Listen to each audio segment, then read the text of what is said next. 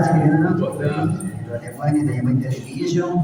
Bom, gostaria de saber de você, é claro, para todos que estão começando, estudando dublagem, assim como eu, que dicas ou sacadas que você pode passar para os alunos que estão se formando para essa nova geração que está vindo de dubladores? O trabalho do dublador é uma especialização do trabalho do ator, né? Não tem que ser ator profissional. Só que nos trabalhos do ator é o mais peculiar, porque a gente sabe que um ator ele decora um texto, prepara as cenas, faz laboratório, se organiza para fazer a peça, o filme, a novela, a série. A dublagem é um encaixe em algo que já está pronto, né? Então eu tenho que ter ali, eu não tenho espaço ou tempo para poder ter preparado nada antes. O ator em dublagem tem que ser muito disponível e pronto para qualquer tipo de cena. Como é que eu vou chegar nesse estágio? Sendo um ator com experiência.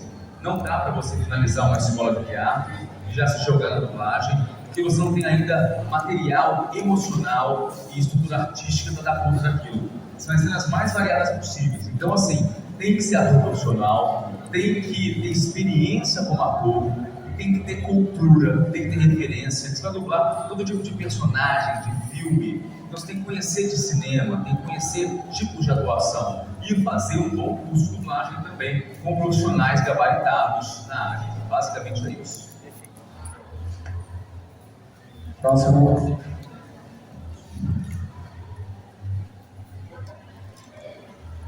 Boa tarde, Felipe. Boa tarde. Deixa eu te fazer uma pergunta. Referente ao... Boa tarde, Felipe. Referente à IA, hoje com a inteligência artificial, como é que vocês estão lidando? Não tem como lutar contra a IA. Acreditar que ela não vai acontecer, ela já está acontecendo, ela já está entre nós.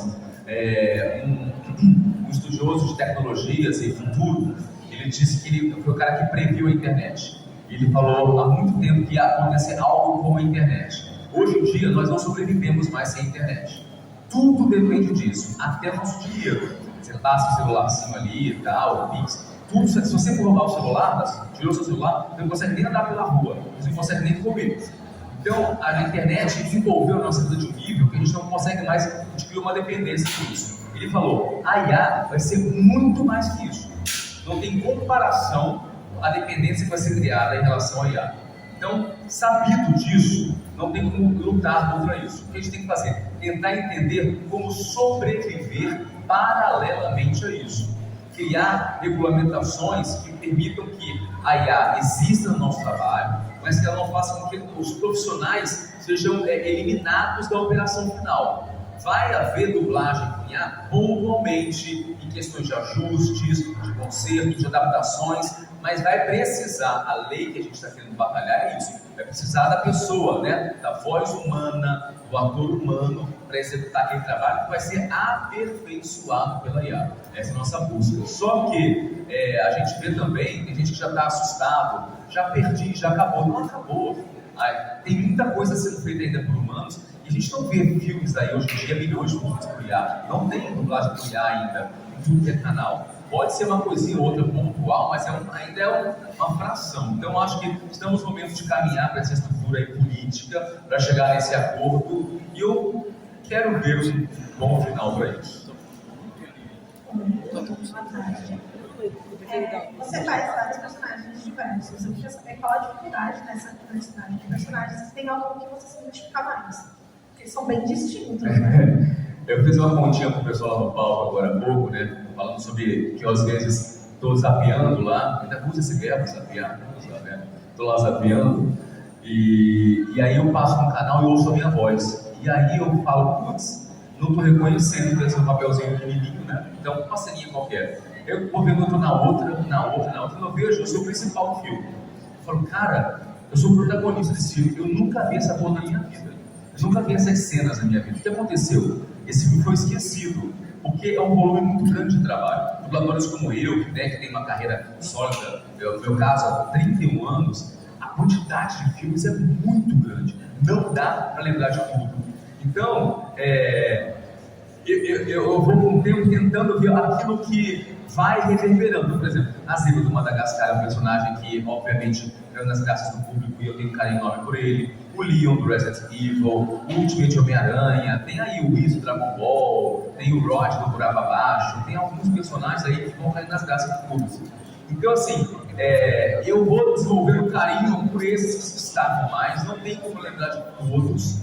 E eu acho que esses que eu citei são assim, os mais importantes, porque me ajudaram, cada um deles pertence a um nicho de público, né? Então, tem assim, os que gostam de game, os que gostam de bichinho, os que gostam de gente de verdade. Eu consegui ter um contato em várias bolhas diferentes, por causa dessa diversidade enorme de personagens. Então, eu acho que cada um deles tem uma coisinha aí que foi boa na minha carreira. Aqui, Lucas aqui pelo Evil Hazard. Uma pergunta sobre o futuro de Resident Evil, se é um dos mais amados que faz o Leon. O que você anseia assim, para o futuro de Resident Evil, fazendo o Leon?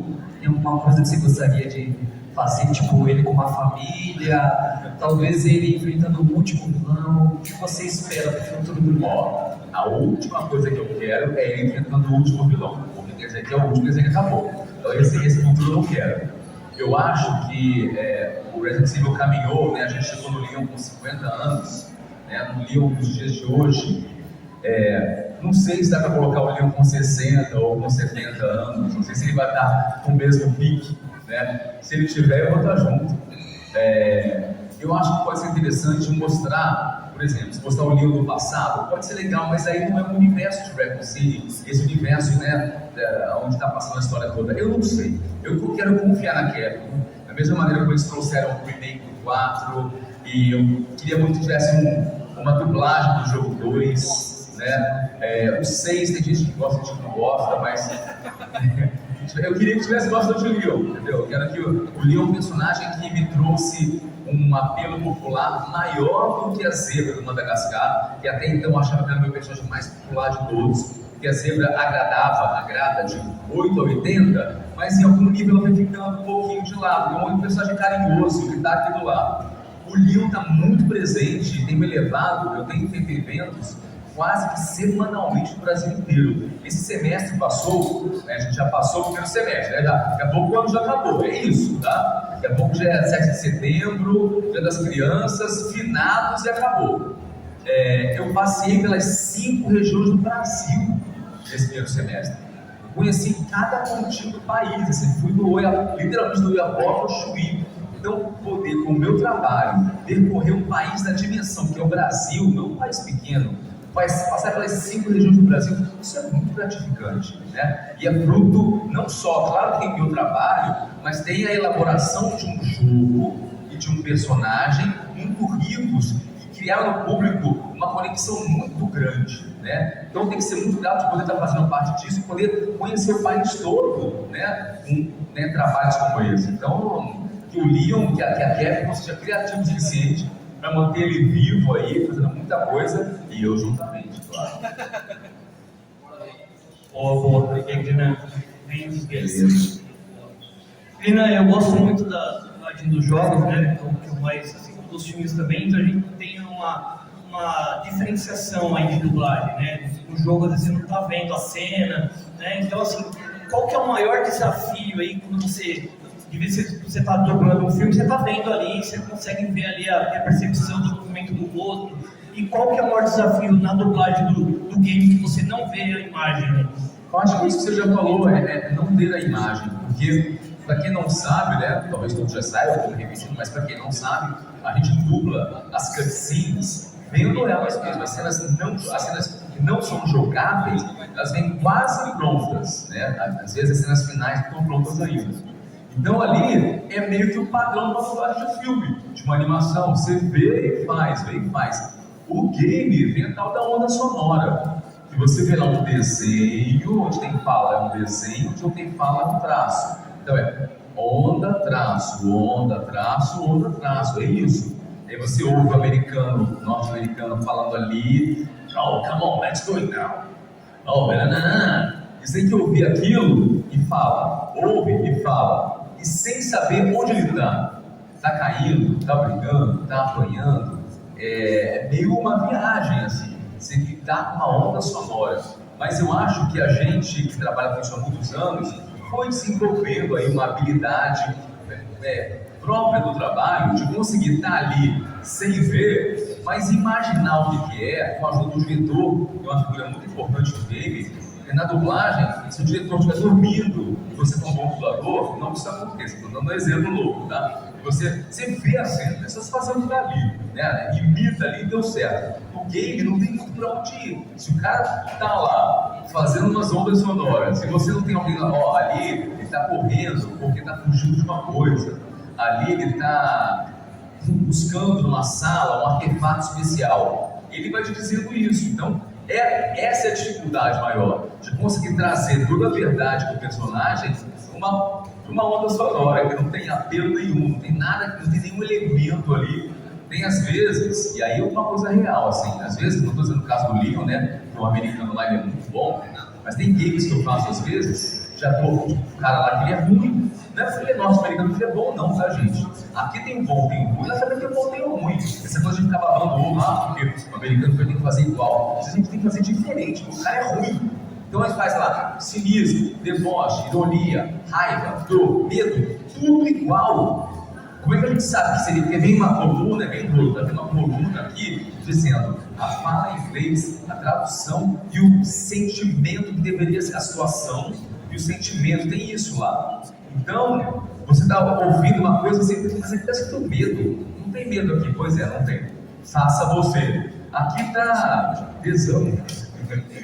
Não tem várias emoções ali, não tem nada. O cara tudo igual. E aí estou eu ouvindo uma coisa, lendo o que tem que fazer e fazendo diferente, tentando melhorar o trabalho do cara. Então também tem essa dificuldade às vezes, de você ouvir uma referência que está errada. E tem que consertar, porque a dublagem brasileira não é à toa que a gente é uma das melhores do mundo, porque a gente ajusta tudo. A gente vai fazer, porque o coleguinha fez errado e se dane, eu fazer errado, ele não.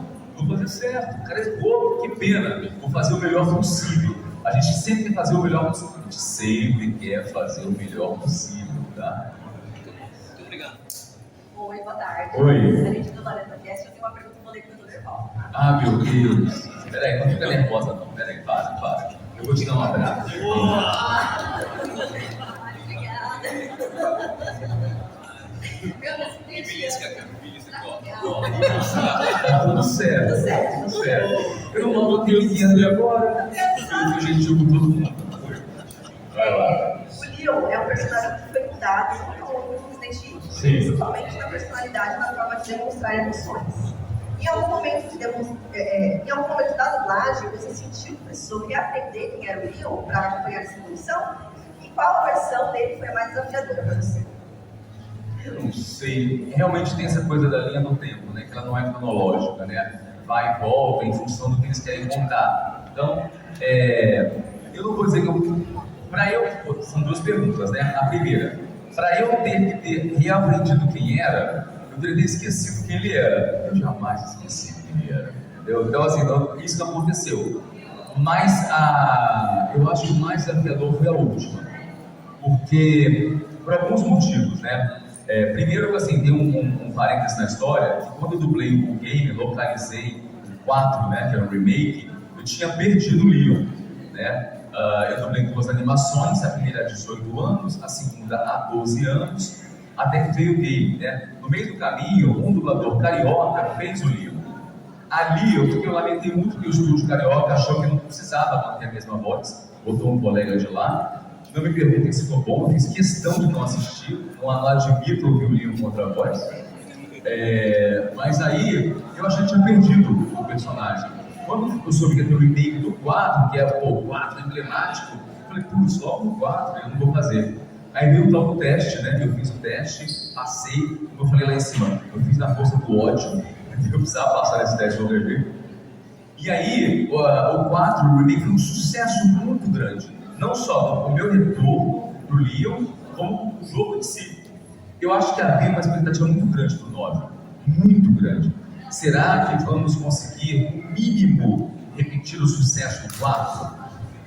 Porque quando vamos fazer um game novo do Resident Evil, é escolhido. Esse é pro Chris, esse é com não sei quem, esse é com o Leon. Eles vão escolhendo. Então, assim, vocês estão escolhendo fazer com o Leon, depois do sucesso do 4, uma história nova. Estão esperando que seja muito bom. E eu ali na minha cabeça, eu queria fazer melhor do que eu já fiz todos. Eu queria me superar. Porque eu imaginei que a Capcom estava querendo se superar também. E pelo menos em relação a números, se superou em muita coisa. Porque assim, vai batendo todos os recordes, né? De quantos milhões de cópias, não sei o quê. Tá indo, super, né? Então ali tinha essa busca pessoal, profissional, de tentar me superar. Ainda mais no Leon, que era o Leon mais velho de todos. O Leon num estado doente, contaminado, debilitado, cansado de estar fazendo aquilo tudo. Então tinha que trazer um cansaço na voz, uma voz desgastada, mas que tinha que ter energia, porque por mais ferrado que você esteja, você é o herói da história. Então você tem que trazer ali um punch também, então foi desafiador nesse sentido. Tá respondido? Passou? Yes! Qual foi o personagem que você teve a maior dificuldade de dublar? Porque a zebra de Madagascar. Você já respondeu que é a zebra, é isso? É que parece pra mim bem difícil. Ó, pergunta capciosa, tá bom. Lá em cima, você fala lá em cima, foi isso? Eu respondi que foi a zebra. Respondi que foi a zebra. Ah, não sabia. O que acontece? A zebra, para quem não sabe, é feita nos Estados Unidos pelo Chris Rock, né? Originalmente um ator, comediante, muito engraçado, com uma voz bem diferente dessa, né? O Chris Rock tem uma voz diferente. E aí, teve um filme dele chamado Um Pobretão na Casa Branca. Na empresa que foi dublado aqui em São Paulo, no Rio de Janeiro, uma empresa chamada Audiocorp. E aí o diretor de lá, o José Santana, já falecido, maravilhoso diretor, falou: Renan, vai ter um teste para esse filme do tal do Chris Rock. Só que eu já coloquei os 2 dubladores que dublaram ele. Só que o diabo da DreamWorks quer um terceiro dublador. Então, vem aqui, cobre pra mim, faz qualquer coisa, só para ter o nome aqui. E eu fui lá fazer, entre aspas, de qualquer jeito, porque seria um dos 2 dubladores. Só que eu gostei da cena, achei engraçado. E tinha um registro. Eu falei, cara, deixa eu imitar ele aqui. Eu fiz igual a ele, que faz um senador norte-americano, que ele ganha a eleição e fica presidente dos Estados Unidos da América. E eu imitei o cara. E me diverti com isso. E era uma página. Foi lá, vimos quando ficar. Oh, nossa, perfeito, maravilhoso. É o tal Felipe Pinan. Aí você está pô. Eu só queria que você fizesse um teste qualquer, não era para você ganhar um teste. Era para ser um dos 2. Eu falei, pô, desculpa aí. E aí, só quando eu vi o filme tinha 2 horas. E eram muitos, a gente chama em dublagem de anéis, ou né, que são as mini-cenas. Foram muitos dias. E manter essa vozinha com verdade e tal, durante tantas tardes, foi muito cansativo. E aí veio o Madagascar, que também era da DreamWorks. E aí tem teste para hipopótamo, girafa, leão, do Rei Júlia, teste para tudo. E a DreamWorks escreveu no e-mail, menos para a zebra. Não, menos para a zebra, porque já temos o nosso Chris Rock brasileiro. Oh, que moral, né? Aí eu falei, cara, vou nem testar pra você, eu tenho que fazer muito bem, igual o cara, porque a pior coisa seria falar, pô, a gente já aprovou previamente ele, porque a gente achou que ele ia fazer daquele jeito, que ele já soube fazer uma vez. Então precisava realmente fazer igual, cara. E aí o Chris Rock, que já tem uma voz aguda, brincou mais ainda com a voz dele no filme. Porque aí aquela pessoa de voz aguda fazia às vezes mais aguda ainda e tal. Então assim, era muito desafiador conseguir manter uma energia de e outro era filme, né? Energia de um desenho, um cara de voz aguda brincando com a voz dele. Então foi bem desgastante. Então foi o que mais assim foi desafiador, no sentido de que eu sabia que assim, às vezes você faz um trabalho que é meio difícil, mas você sabe que é um desenho que ninguém vai ver. Isso não, parece no cinema. Depois veio 2, depois veio 3. Teve outros, teve 2,5 e 3,5, que é uns especiais e tal. Então assim, eu vou juntar isso, tá? Que é nível popular. Tem umas coisas de dublagem, que às vezes é um filme muito difícil, por um motivo A, B ou C, mas eu acho que nessa pergunta cabe falar desse personagem. Tá bom? Esse foi o Felipe Pinan, gente. Palma.